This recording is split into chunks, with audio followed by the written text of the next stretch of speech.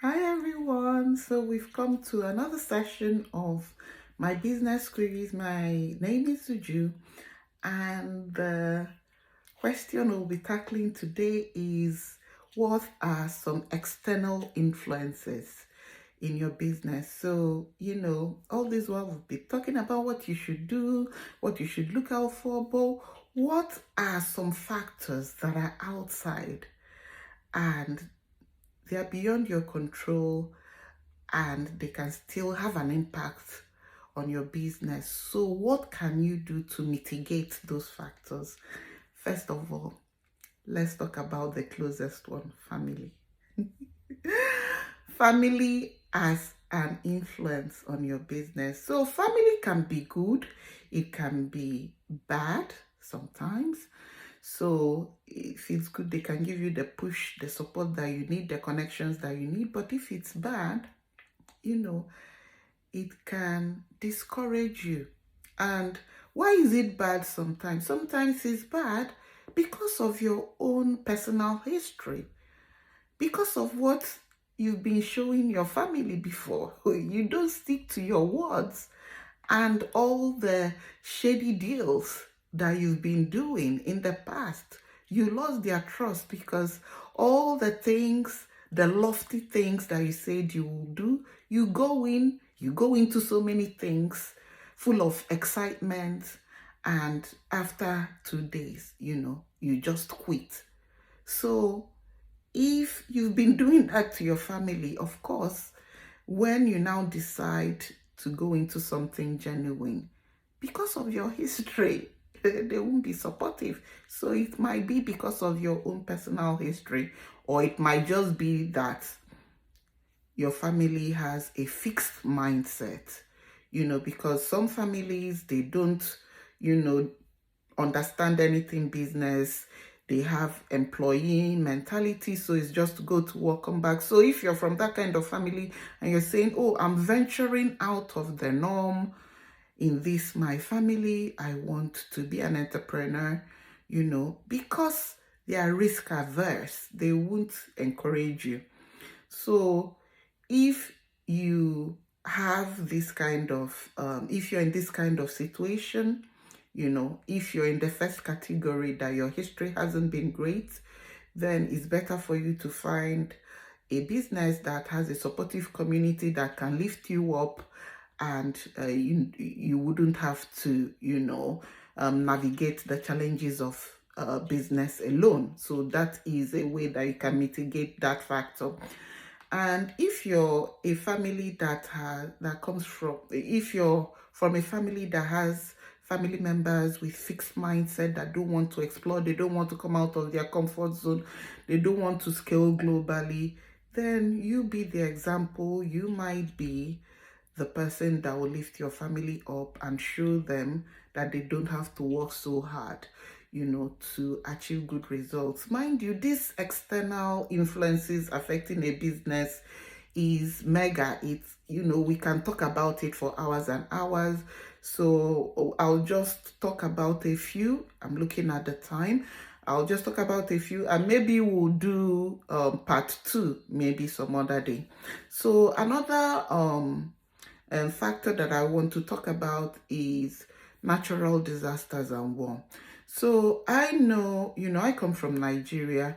I know Nigerians living in Ukraine, because a lot of Nigerians were going to Ukraine to study, to go to their university. They had a good medical school to study to become doctors. So that created business opportunities for other entrepreneurs.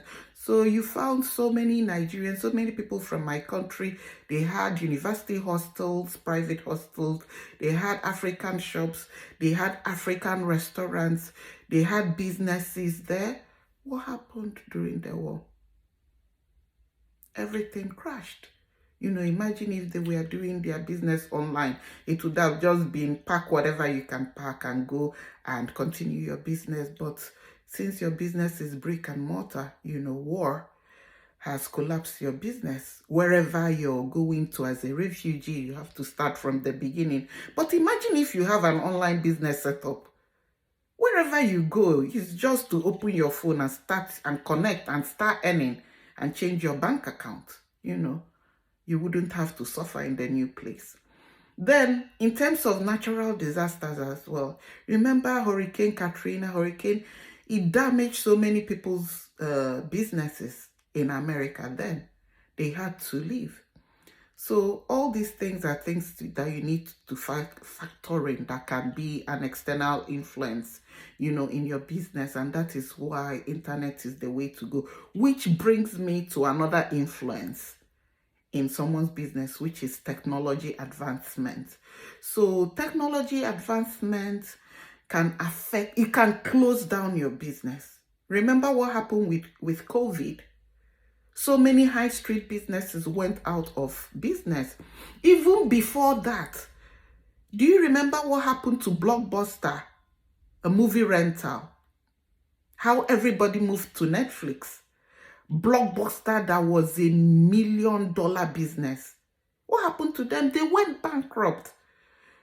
So they were very slow to adopt the technological advancement. That's why I tell everybody, technology, the internet will keep getting more and more advanced. So there's no way of saying, I'm not tech savvy, I'm old school. No, you have to jump on the moving train and start learning bit by bit. And the business I'm doing offers training, excellent training. So you just have to start learning the skills little by little and stop depending on people to do little things for you. If you want to move a mouse, you call your child to do it. You can learn. I have so many people that are in their 70s, in their 60s in my business, and they're thriving. They are trainers themselves. So, and they started at ground zero. So yes, technological advancements can cripple your business. Or another example is BlackBerry and smartphones. Let's take iPhone or Samsung. BlackBerry was a mega player in the phone industry then. I mean, if you have BlackBerry then, you're a big boy. But when other phone makers were switching to the flexi screen, the smartphone screen that we have now, they didn't want to change. So they weren't quick to even Blockbuster.